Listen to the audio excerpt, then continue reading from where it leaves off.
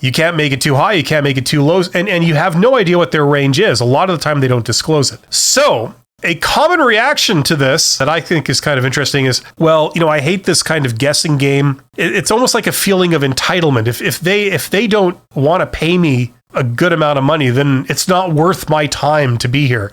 And if you think that, that's one thing. But if you signal that in any way, you are eliminating yourself right there. Because, first of all, you're acting very entitled. Now, listen, I know that that's probably the reality of the situation, but the problem is if you're saying like, well, it's not worth my time to be here, right off the hop, that's making a very bad first impression. It's the equivalent of you going to buy something at a store, and they say you want to buy, I don't know, a car or something important.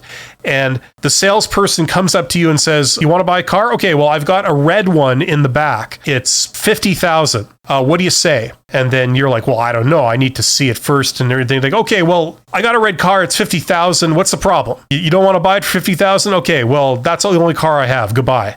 Like that's a silly thing, right? The process is you sort of talk a little bit about what you're looking for, and they talk a little bit about what they'd like to sell you and what might make sense in their opinion for you to buy.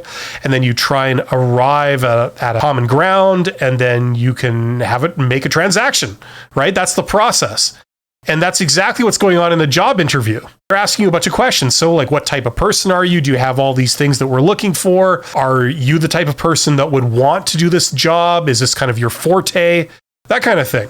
Right now, if you're kind of too cool to play that game, or at least that's how it comes across, even though it might be an honest statement of the actual situation from your perspective, you're making a terrible first impression and you're putting out a lot of negative points for them. And they might just eliminate you on that and say like, look, this person doesn't seem like they really want to be here. They don't really want to learn about the job. They just want to know how much money it pays. They don't seem particularly interested in the job itself. So that's kind of a red flag.